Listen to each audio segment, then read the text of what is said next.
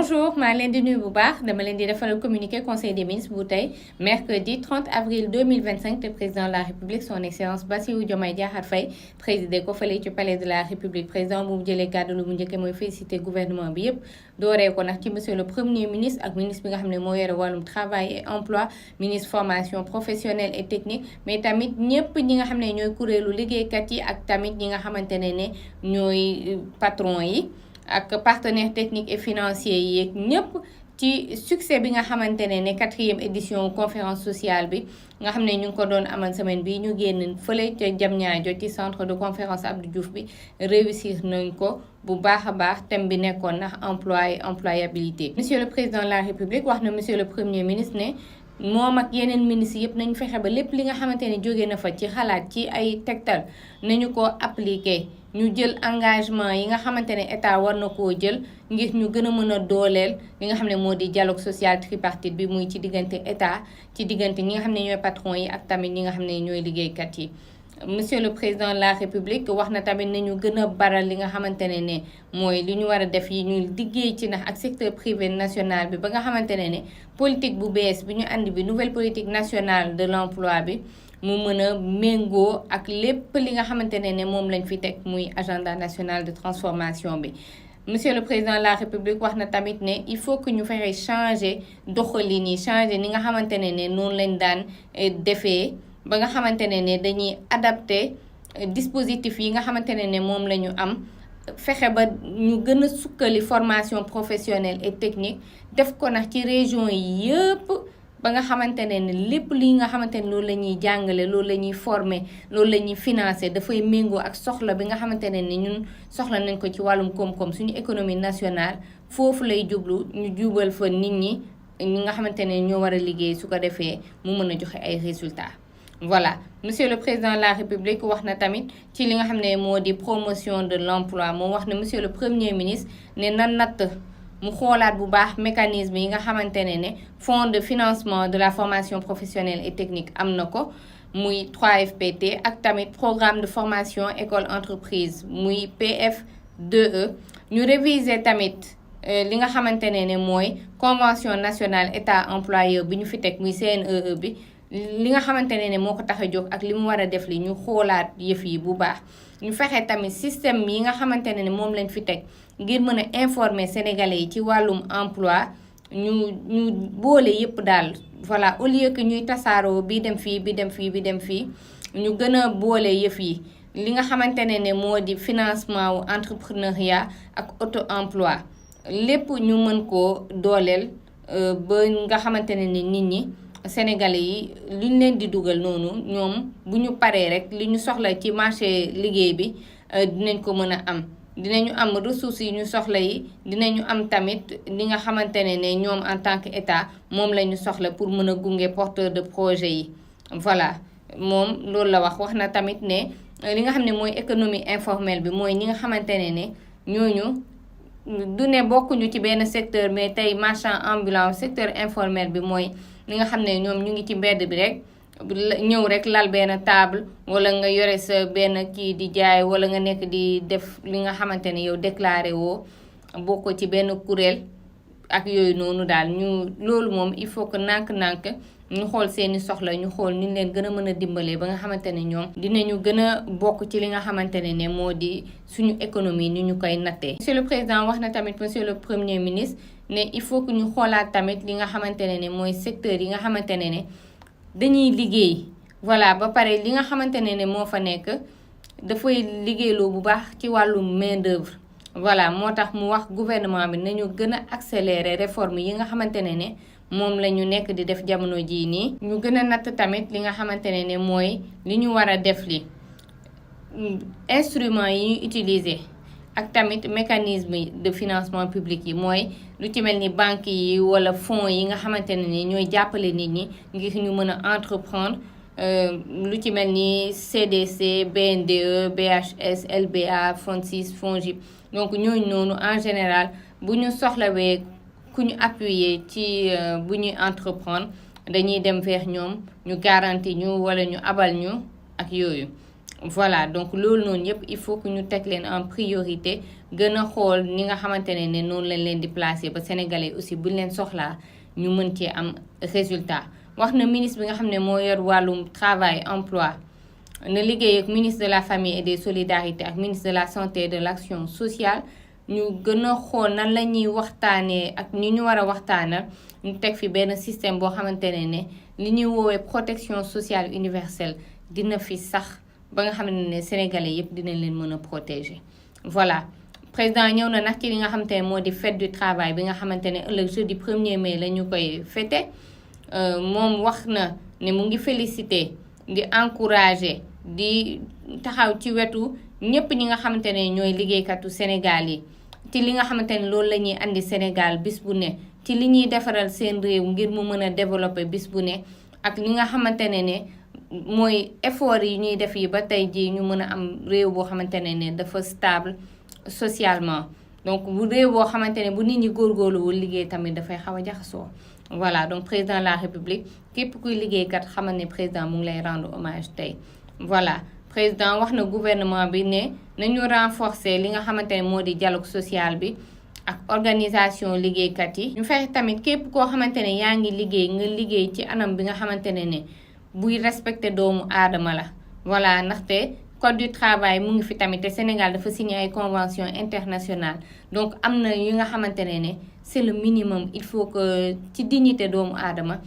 ñu mën cee teg ñi nga xamante ne ñoo di sénégalais yi. président de la république wax na monsieur le premier ministre ne li nga xamante ne mooy administration du travail il faut que ñu joxaat ko place bi ñu ko war a jox ñu positionné waat ko ba nga xamante ne conditions yi liggéeykat yi ak ni ñuy liggéeyee dinañ ko xoolaat. wax na monsieur le premier ministre ne ci biir ministère yi yépp na xoolaat ñi nga xamante ne moo di comité d'hygiène et de sécurité du travail yi ni ñuy fonctionner foofu noonu dispositif réglementaire yi nga xamante ne moo fa nekk yépp nan lañ koy actualiser. président de la république wax na ne dina dalal ñi nga xamante ne ñooy responsable centrale syndicale yi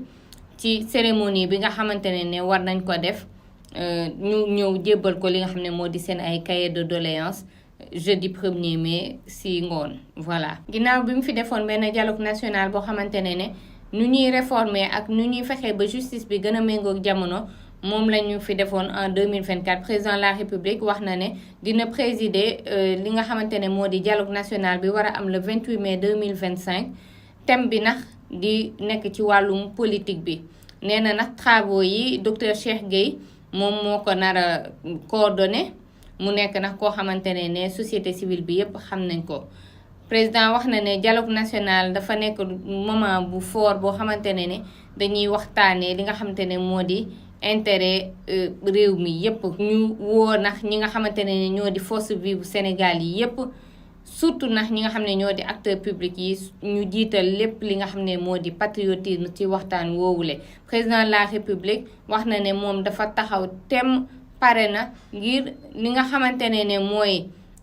Sénégal nu muy gën a màggee nu muy gën a taxawee nu muy gën a beesee ci wàllum démocratie mu mën ko fay teg te ci loolu lay dox képp ku ko ci jox loxo wala ku ko ci fekk ci moom mu ngi lay wax ne pare na pour ànd ci yow. président de la république wax na ministre de l'éducation nationale na liggéey ak ministre des forces armées su ko defee ñu gën a wéyal création wu lycée d'excellence armée nation yi nga xamante ne jamono ji commencé nañ ko samp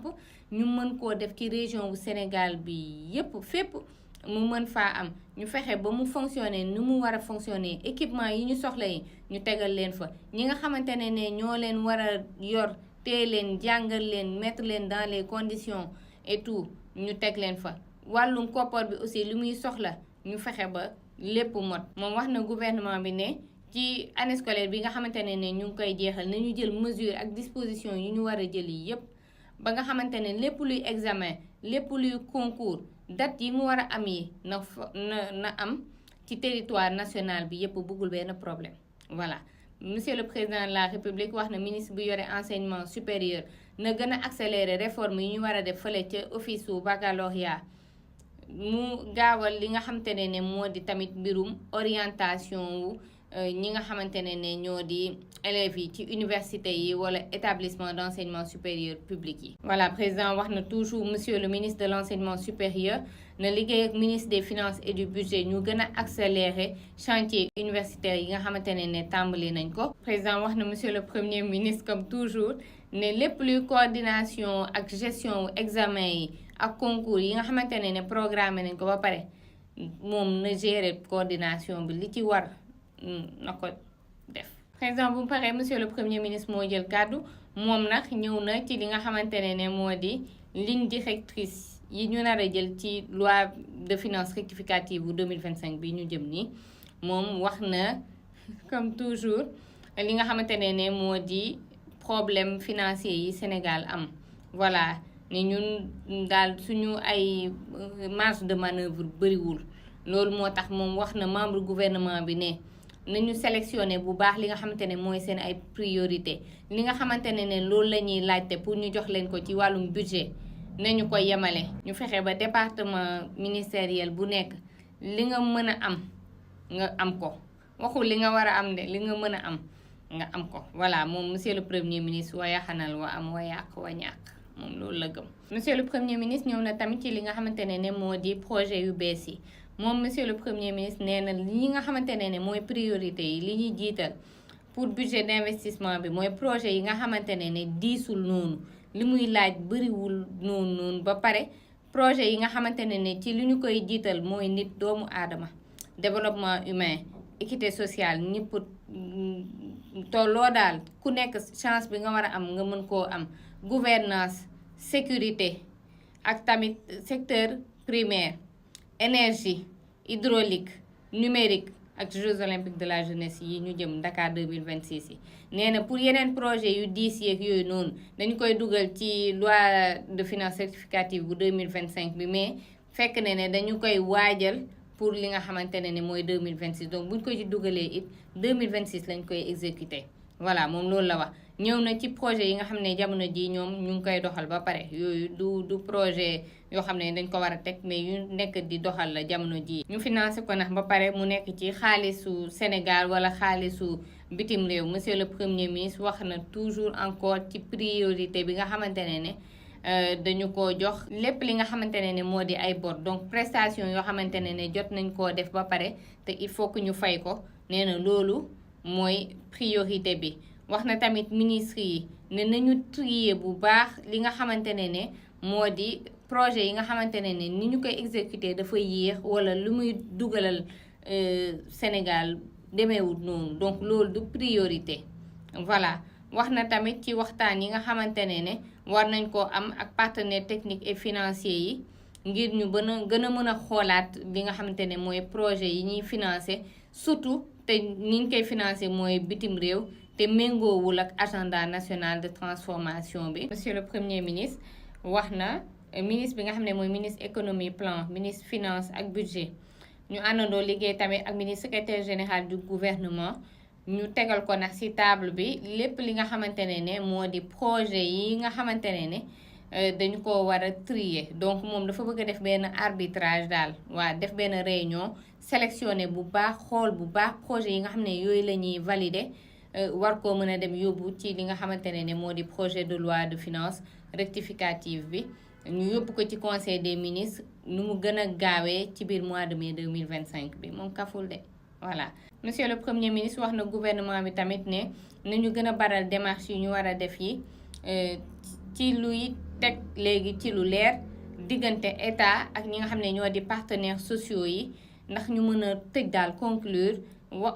pacte de stabilité sociale bi nga xamante ne waxtaanee nañ ko ba pare ñu mën a nax léegi mën ko doxal. monsieur le premier ministre Ousmane Sonko wax na ñi nga xamante ne ñoo nekk ci gouvernement bi ne nañu gën a investir wu nañu gën a respecter démarche bi nga xamante ne état def na ko jëm ci ñi nga xam ne ñoo di partenaires sociaux yi muy di liggéeykat yi wala tamit patronat bi su ko defee ndax lépp loo xam ne conclure nañ ko mu nekk pacte de stabilité sociale bu bees bi ñu waxtaanee ñu mën cee tënku.